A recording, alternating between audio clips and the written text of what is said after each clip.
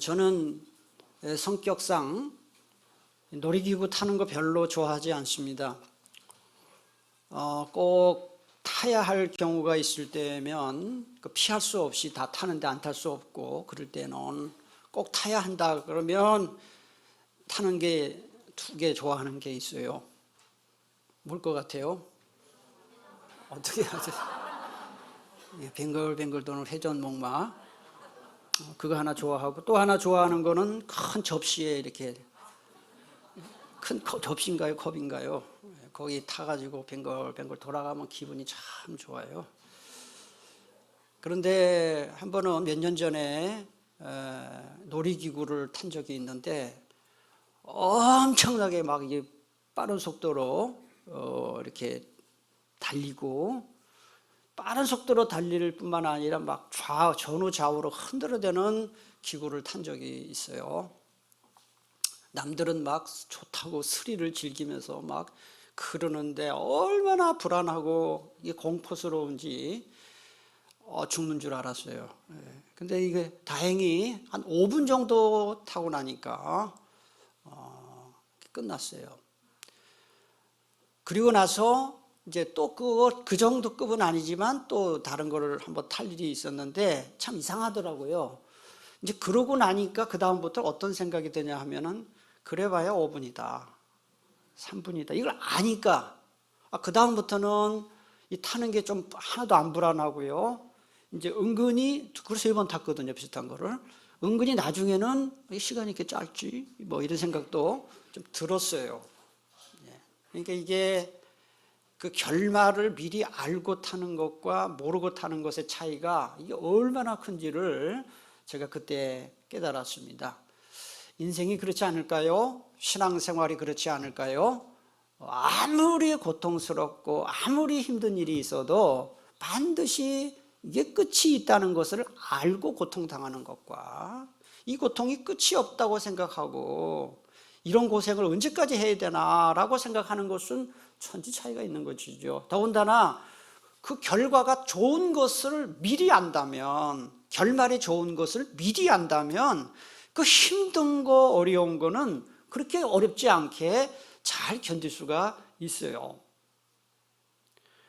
우리가 요한계시록을 지금 계속 보고 읽고 또 말씀을 듣고 있는데, 이 요한계시록을 처음 읽었던 사람들은 주후 95년에 살았던, 로마 제국에 살았던 사람들입니다. 그 사람들의 그 마음이 그렇지 않았을까, 저는 그렇게 생각해요.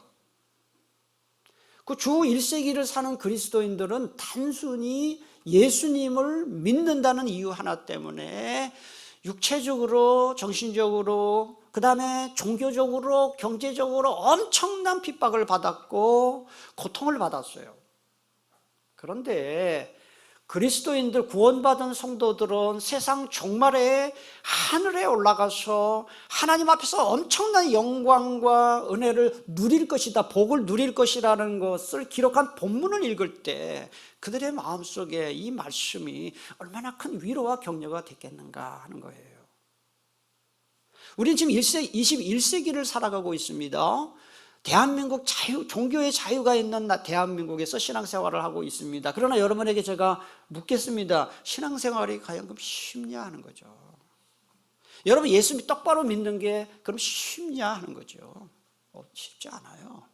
신앙생활 똑바로 한다는 거, 신앙의 양심을 지키며 사는 거, 더군다나 3년 동안의 코로나를 겪으면서 예수 믿는 사람들의 바라보는 세상 사람들의 시선은 차갑기가 그지없어요. 교회를 바라보는 시선은 너무너무나도 냉랭합니다. 더군다나 사업하시는 분들, 그 거래처 사람들과의 어떤 거래하는 과정에서의 어떤 정직하게 하고 세금을 똑바로 낸다는 거, 그거 참 어려운 문제죠. 뭔가 손해를 봐야 되고 불이익을 감수할 걸 각오하지 않고는 신앙생활 한다는 거 어려운 일이에요. 이런 우리에게도 오늘 본문 말씀을 통해서 하늘에서 누리게 될 영원한 그 복락을 한번 우리가 생각하며 신앙생활에 큰 위로와 격려와 용기를 얻는 귀한 시간 될 수 있기를 축복합니다. 9절의 맨 앞에 보면 이 일 후에 내가 보니라는 말씀이 나와요. 제가 이미 말씀을 드렸습니다만 이 일 후에 내가 보니, 이후에 내가 보니라는 이 구절은 사도 요한이 새로운 계시를, 새로운 환상을 볼 때마다 사용했던 그런 문구입니다. 계시록 7장에 들어와서 사도 요한은 지금 두 번째 환상을 보고 있는 겁니다. 1절부터 8절에 나오는 환상 하나 하고 이제 9절부터 지금 보는 것이죠. 두 번째 환상을 본다, 이런 뜻이에요. 또 보니까 각 나라와 족속과 백성과 방언에서라는 구절이 나와요. 이 표현은 그 당시 로마 제국에 속해 있던 나라와 민족들을 이런 식으로 표현을 했어요. 그러니까 이 뜻이 뭐예요? 온 세상 사람들이라는 뜻이에요. 요한계시록에서 사자는 죽을 사자가 아니라 동서남북 온 세상을 가리킨다 하는 거 말씀을 드렸습니다. 그리고 여기 보면 단어가 4개예요. 나라, 족속, 백성, 방언. 온 세상이에요. 온 세상. 그 다음에 9절 중간에 보면 큰 무리가 나옵니다. 아무도 능히 셀 수 없는 큰 무리가 나오는데, 여러분 한번 잘 생각해 보세요. 여기 나오는 이 큰 무리와 4절에 나오는 14만 4천은 도대체 어떤 관계가 있을까요? 14만 4천과 그 다음에 오늘 본문에 나오는 큰 무리는 같은 사람들일까요? 다른 사람들일까요? 어떻게 생각하세요? 왜 대답을 안 하세요? 같은 사람들입니다. 14만 4천과 오늘 본문에 나오는 큰 무리는 신구약 성도들을 의미합니다. 같은 사람들입니다. 근데 왜 이렇게 다른 표현을 썼느냐? 이유가 있어요. 14만 4천은 이 땅에 살면서 세상 종말에 있을 큰 대환란을 통과하기 전의 사람들입니다. 그러나 큰 무리는 그 사람들이 그 대환란을 통과한 후에 하늘 성전에 있는 그런 모습입니다. 같은 사람인데 땅에 있을 때의 모습과 하늘에 있을 때의 모습을 대조한 것이고, 대환란을 통과하기 전과 대환란을 통과한 이후의 모습을 두 각도에서 본 겁니다. 결과적으로는 신구약 성도들을 가리키는 겁니다. 같은 사람들입니다. 그런데 구원받은 성도들의 숫자가 아무도 능히 셀 수 없는 큰 무리라는 이 표현은요, 이 신학적으로 아주 큰 의미를 갖고 있어요. 어떤 의미냐면 하나님께서 믿음의 조상 아브라함에게 주신 약속이 성취된 결과를 보여주는 것이죠. 자, 여러분, 아브라함은 언제 시대 사람이냐 하면은요, 지금으로부터 4,000년 전의 사람이에요. 아브라함, 예수님 오시기 전 주전 2100년 또는 2000년, 그러니까 지금부터 4000전에 존재했던 인물입니다. 그때 아무도 하나님의 백성들이 없을 때 하나님이 아브라함을 불러서 믿음의 조상으로 세우셨는데, 그때 아브라함에게 주신 약속의 말씀, 창세기 13장 16절 15장 5절에 나오는데요, 보시면은 아브라함이 이렇게 하나님이 약속하셨어요. 네 자손이 땅에 티끌 같게 하겠다 그랬어요. 여러분, 이 땅에 티끌이 얼마나 많습니까? 수를 셀 수가 없는 숫자입니다. 하나님의 백성들이 땅에 티끌처럼 되게 하겠다 말씀하셨고, 그다음 맨 뒤에 보면은 하늘을 가리키면서 하나님께서 한번 하늘의 별을 세어보라. 별을 셀 수 있느냐?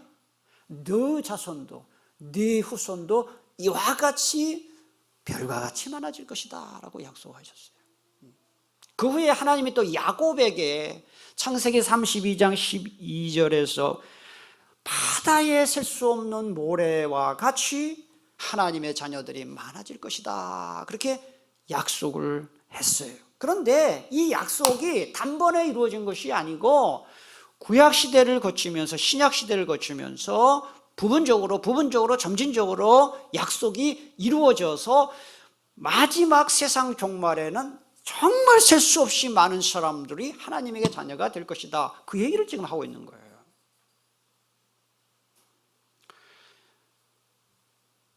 주전 1446년에 이집트를 탈출하는 출애굽 사건이 벌어지죠.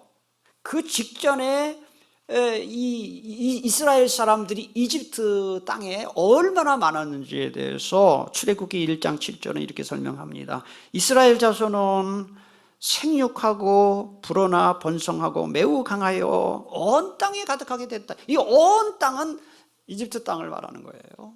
그러니까 이미 그때부터 약속이 이루어지고 있었다 하는 것이고, 다윗 왕은 또 역대상 27장 23절에서 하나님의 약속을 상기하면서 이스라엘 사람을 하늘의 별같이 많게 하리라 하신 그 말씀대로 내 백성이 많아졌다 그렇게 고백을 하고 있어요.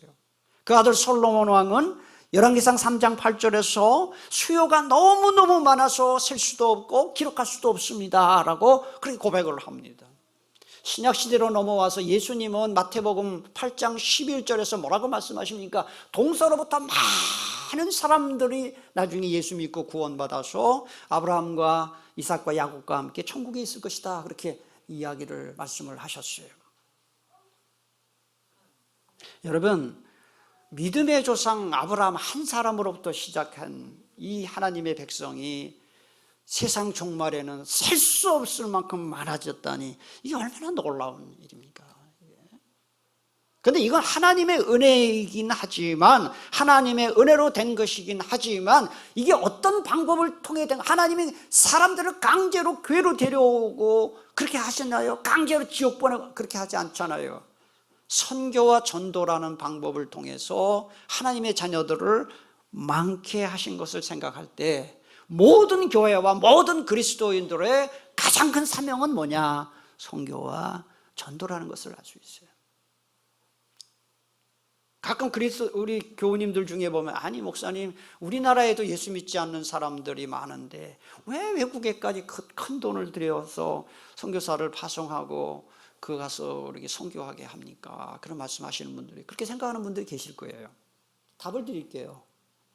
여러분, 우리나라에서는 예수 믿으세요 그러면은 그냥 안 믿든지 믿든지 그거지, 예수 믿으라는 말을 한 번도 안 들어본 사람은 아무도 없어요. 그게 자기가 결정하는. 그런데 이 선교지에 가보면은 예수님이 누군지 모르는, 처음 들어보는 사람들이 많아요. 그러니까 들어보지도 못해서 안 믿는 것과 자기가 믿기 싫어서 안 믿는 것은, 그거는 차이가 있는 것이죠. 그런 점에서 이 선교는 꼭 필요한 것이죠. 꼭 필요한 거예요.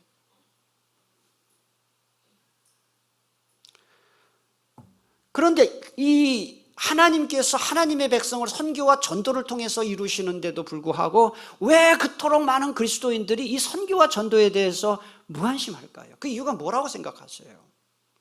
물론 뭐 성경을 몰라서 지식이 없어서 그렇다, 뭐 바빠서 그렇다, 뭐 전도하고 선교하려고 그러면 뭐 치러야 할 대가가 많고 뭐 그래서 그렇다, 그것도 다 이유가 될 수는 있겠지만, 여러분 마음속에 큰 부담이 될 수 있을 만한 이야기를 제가 하려고 해요.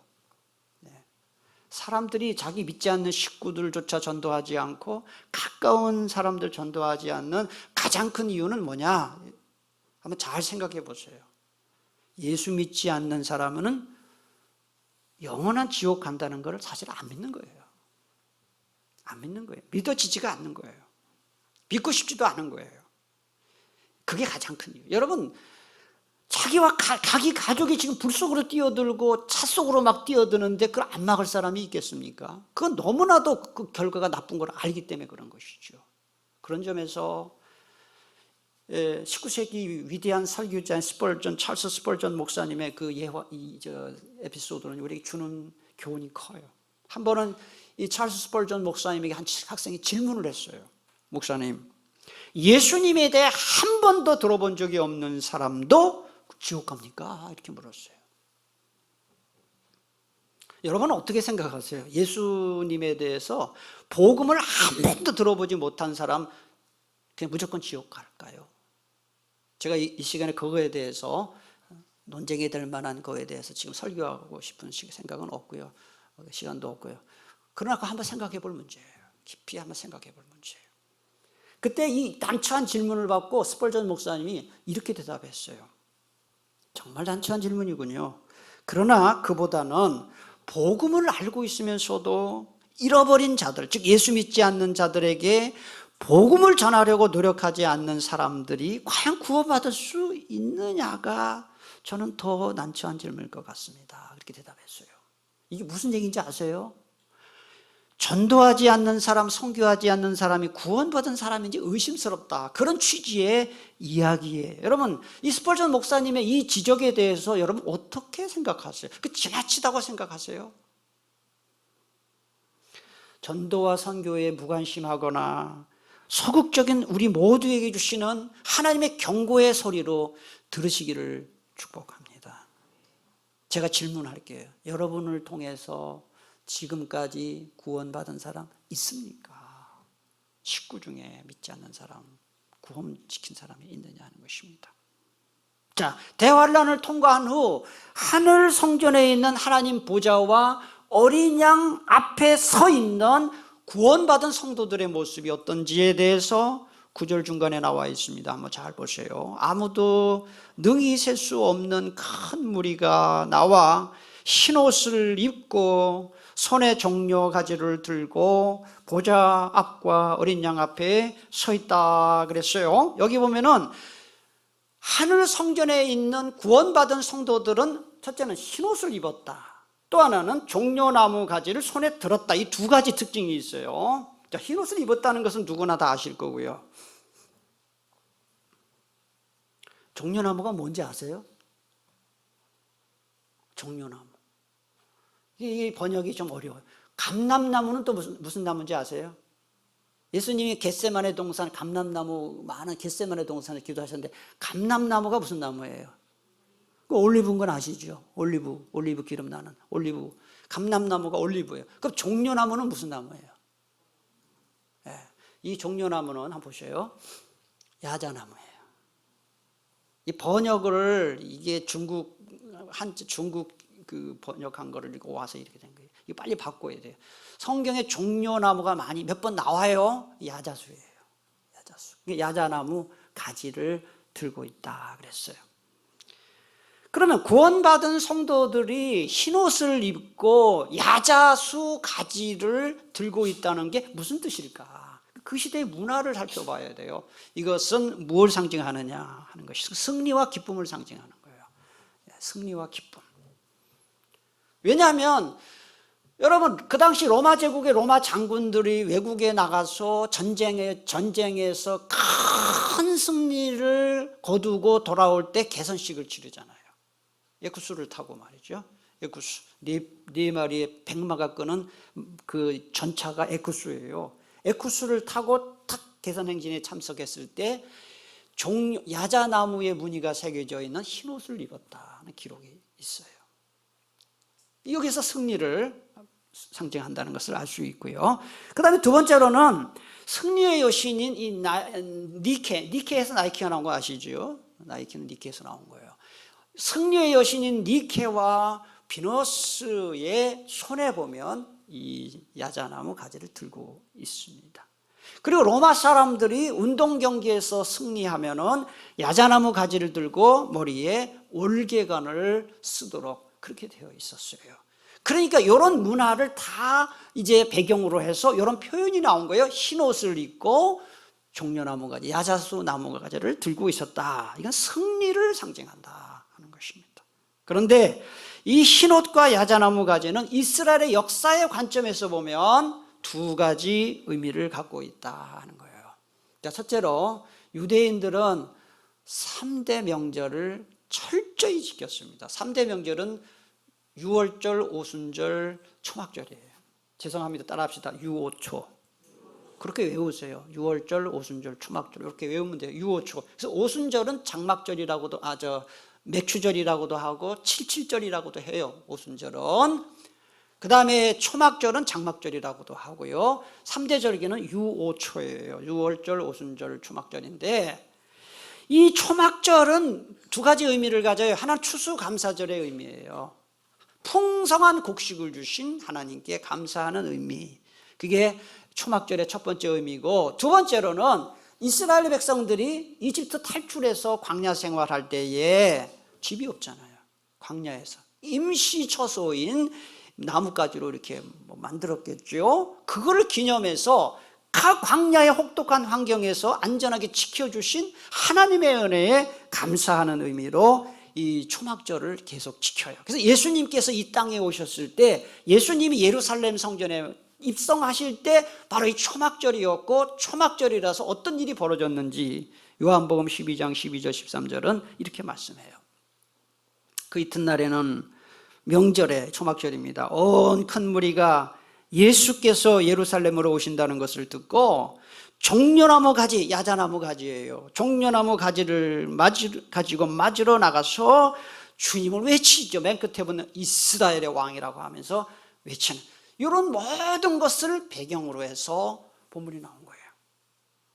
두 번째로는, 주전 오후 예배 나오신 분들은 많이 들으셨겠습니다만, 주전 164년에 이스라엘을 식민 통치했던 사람이 누구냐 하면 시리아의 셀레우코스 왕조의 안티오쿠스 에피파네스라는 사람이에요. 이 사람이 얼마나 유대인들을 학살했는지 몰라요.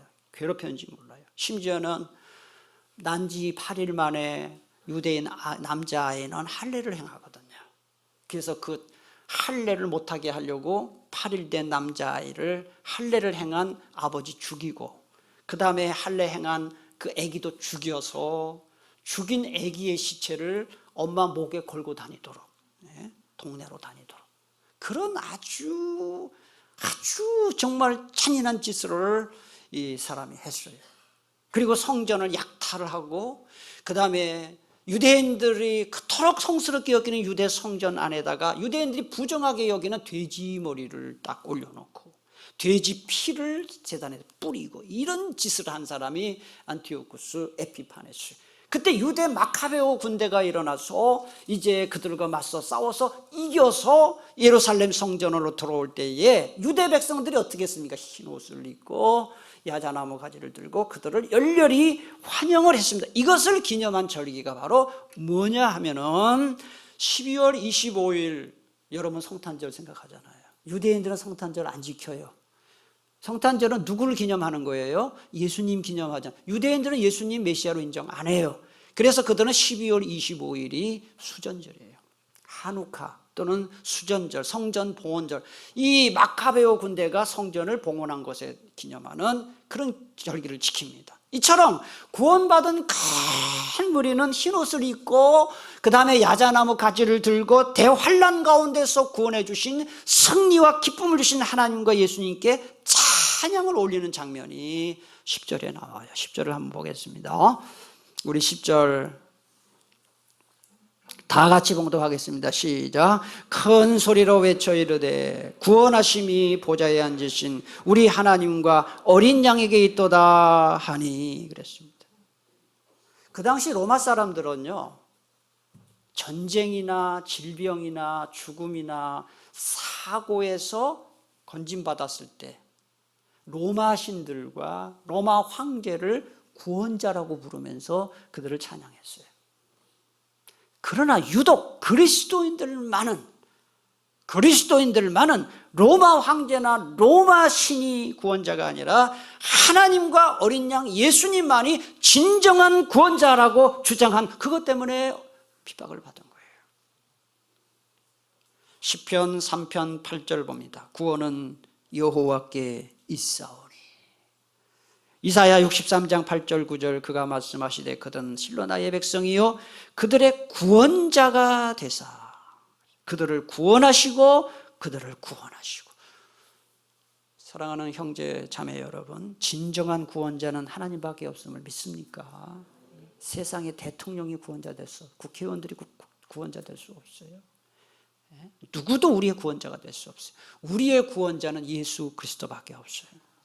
하나님이 주시는 구원은 핍박과 또는 어떤 재난과 고난 가운데서 그걸 면제시켜 주시는 구원이 아니고요, 그걸 잘 극복할 수 있도록 도와주시고 보호해 주시는 그런 구원이에요. 만사형통을 보장하는 값싼 구원이 아니고요, 고난과 우환을 능히 극복해 하시는 위대한 구원이에요. 우리가 구원을 받는 위대한 구원. 여러분 이상한 기도원 한번 보세요. 뭐라고 선전하는지. 이상한 이단교회 보세요. 우리 교회 오세요. 우리 기도원 와보세요. 모든 문제가 해결되고 만사형통하고 부자가 되고, 이거 전부 엉터리입니다. 성경에서 하나님 잘 믿으면 부자 된다는 말 없어요.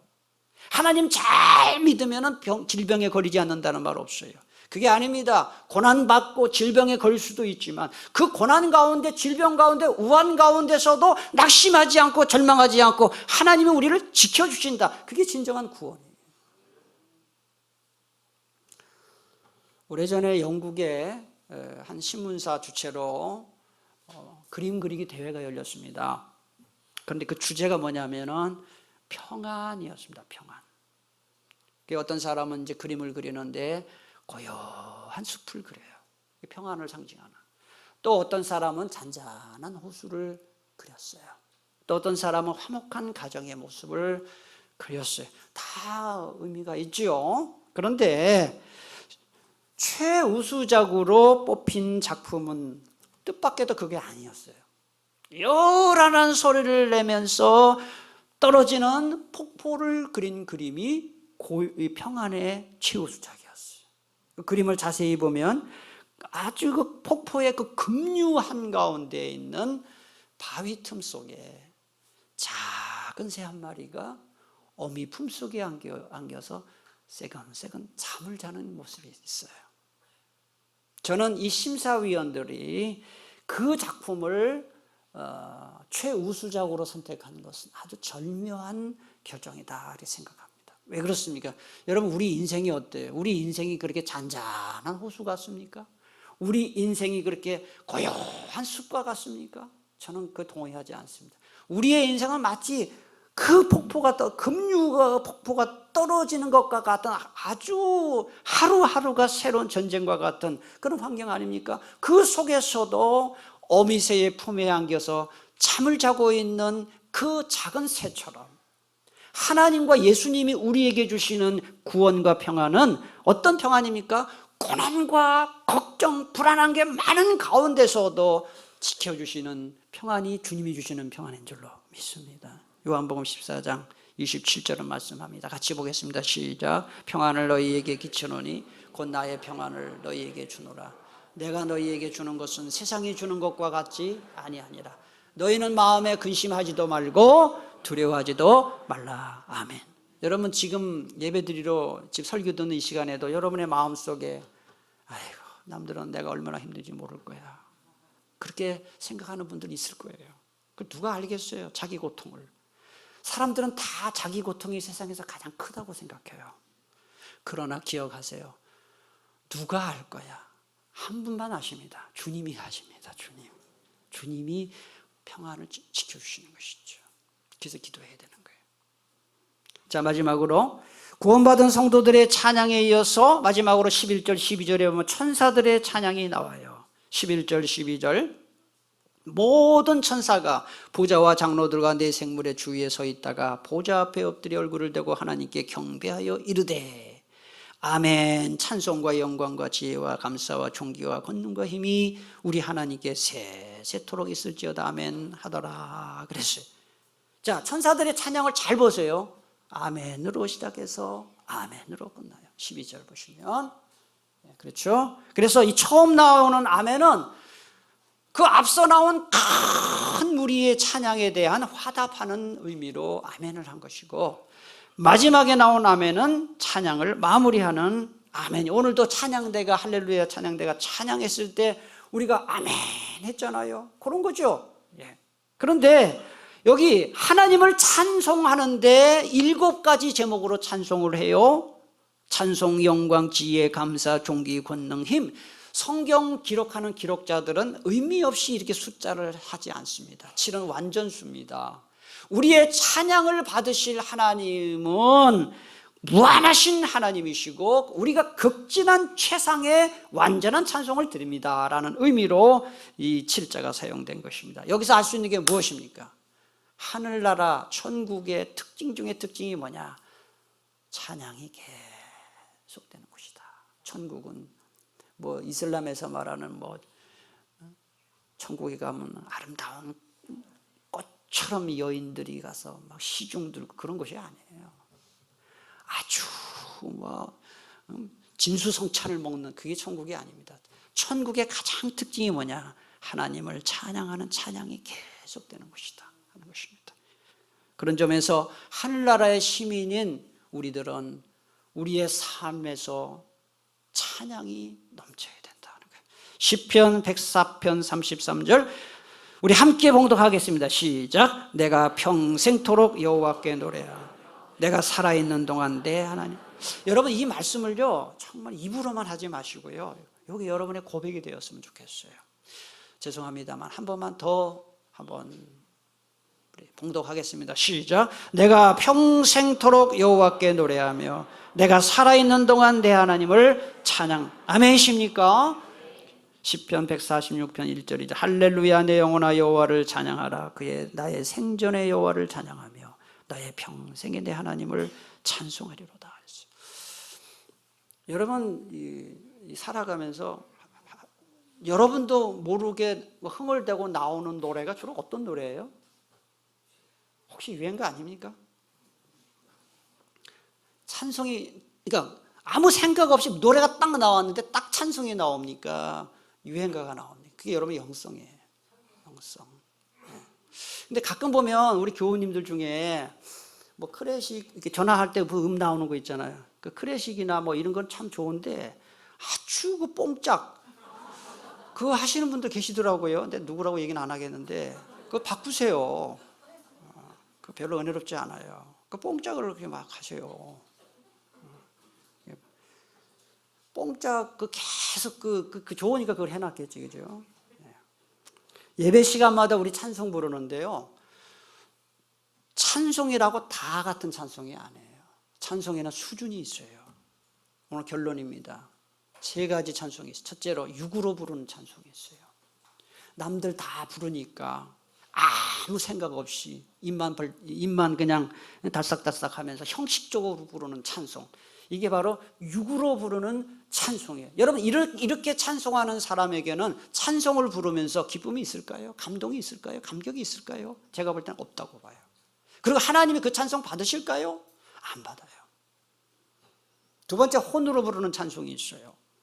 이 혼으로 부르는 찬송은요, 찬송을 뜨겁게 하는 거예요.